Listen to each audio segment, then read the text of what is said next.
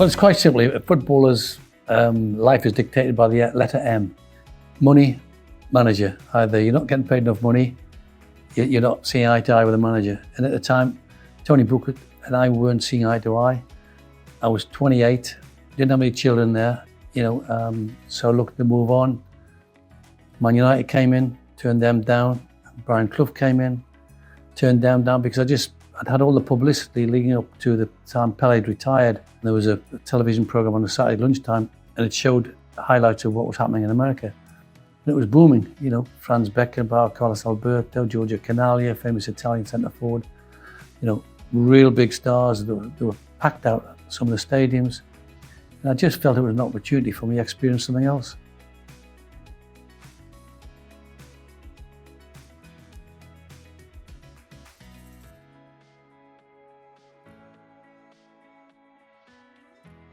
Well, they were like superstars in their own countries, and to come and have a chance to play with these. And that, with due respect, they were all still in the prime, early 30s, which was the way we played. It was terrific, and it was in the heat of the summer, so it wasn't bang bang like English football. It was more controlled, more passing, more technically a challenge. So I just fancied it. It was good. Well, he came my second year, and at the time, he only guested for us on 2 games when we played because there was that many other clubs in for him. I think he ended up in LA or Washington, played for both those teams. And he was just, his ability on the ball, his vision was extraordinary. And for me as a forward player, when you're playing with Cruyff and Beckenbauer, when you make a move, the ball is delivered quite accurately.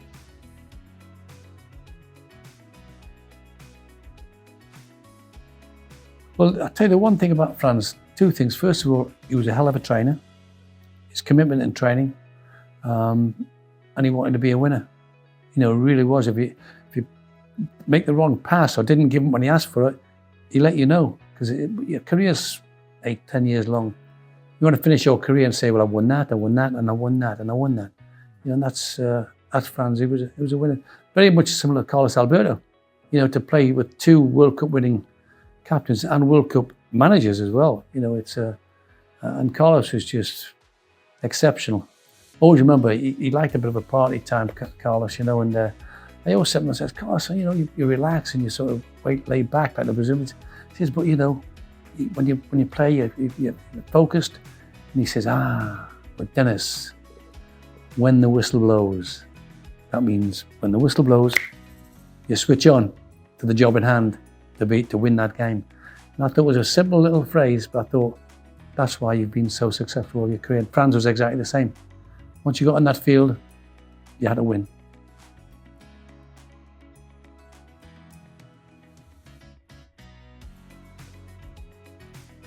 Well, actually, I played 2 games. One was a training game, one was a charity game. And when I first signed, the following season, he'd retired previously, and he joined in the training session. And I'm just looking and I'm thinking, oh wow, he's 37, 30 years of age, and his technique was fantastic. His ability on the ball, again, his vision, and his determination to get on the ball and create something. It was just, I'm thinking, well, why have you retired already? He was still there. And then I played in an exhibition game with his former Cosmos against current Cosmos. I think it was 83, 84. And me and him played up front. So I played up front alongside Pelé. And he was quick to show if you didn't do what he wanted you to do. Tueart, do that, Tueart, here, Tueart.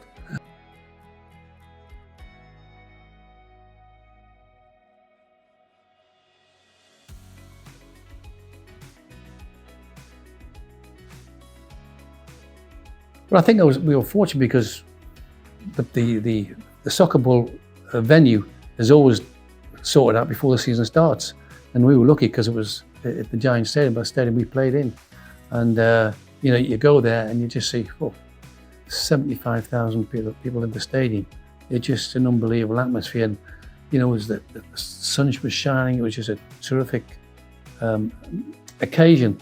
But again, we were there to win the soccer ball.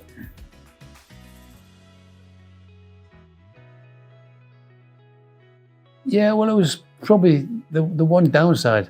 You know, I didn't really get a good run in the.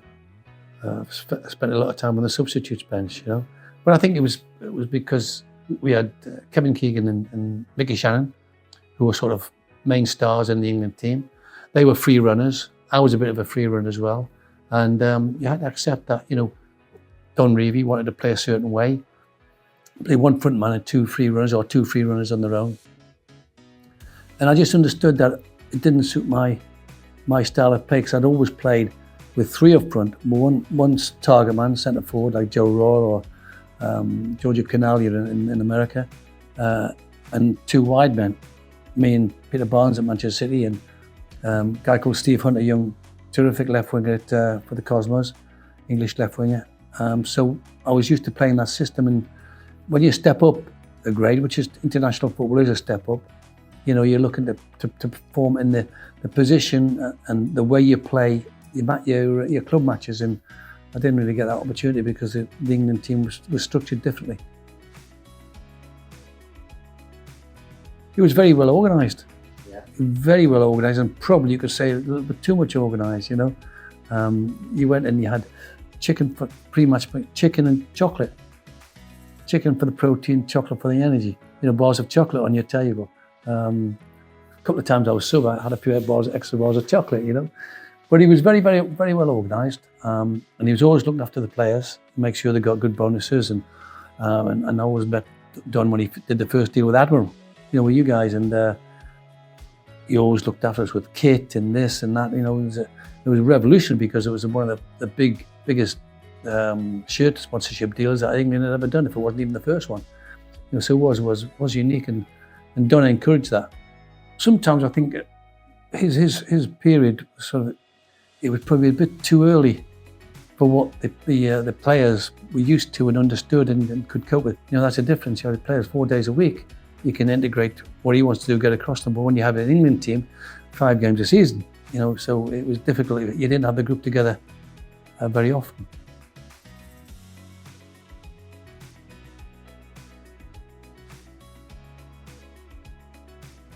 Oh, it was just, in fact, we were just after the riots in '77. There'd been the riots and the lockdown in the city, because all the electricity had gone off, and they were looting and all sorts, and blind where we're going to here. But it was, so the word you're looking for, vibrant, it was just full of energy. You know, New York was a city full of energy everywhere. You know, retail, commercial, entertainment, theatre land, sports. And obviously we had the New York Yankees, which was Reggie Jackson, the very famous Reggie Jackson, who was a real superstar, one of the early superstars. And it was just like sport, leisure, everything was energy, full of energy.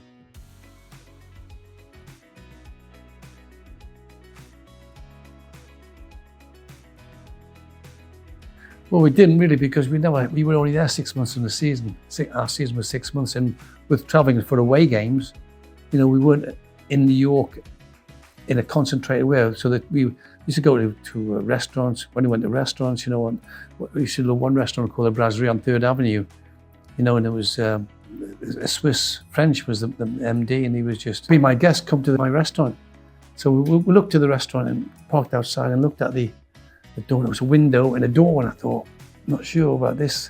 And we were just about to go away, turn away, and this limousine pulled up outside, and this elegantly dressed middle-aged man and his wife walked past us into the restaurant. It can't be too bad. So we went, and then found out the guy was looked after the restaurant, and Frank Sinatra's secretary was a regular one there going, you know, it was just like such a well-known maitre d' in Manhattan. You could have 3 meals a day in Manhattan for every day of your life, and you will not eat in all the restaurants in Manhattan, because there's so many and it's changing. Well, it was just a complete mix of experiences. You know, you could have Chinese, Italian, Asian, American burgers. You know, you just had so much choice, and it was just a complete experience.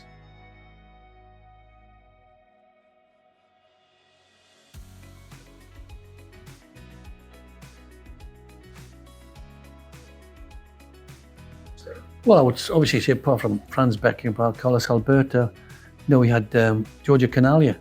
Giorgio, a very famous Italian centre forward, and he was unbelievable finisher. The one thing Giorgio wanted to do, finish, and if you didn't pass him in the penalty area, he let you know. If he was in space and you had the ball and you didn't pass it to him, but he was just wanted to score goals. So he had winners, Carlos Alberto in defence, Franz Beckenbauer, Johan Neeskens in midfield, and Giorgio Chinaglia up front. You're right down the spine of the team. You had winners, and I mean aggressive winners as well.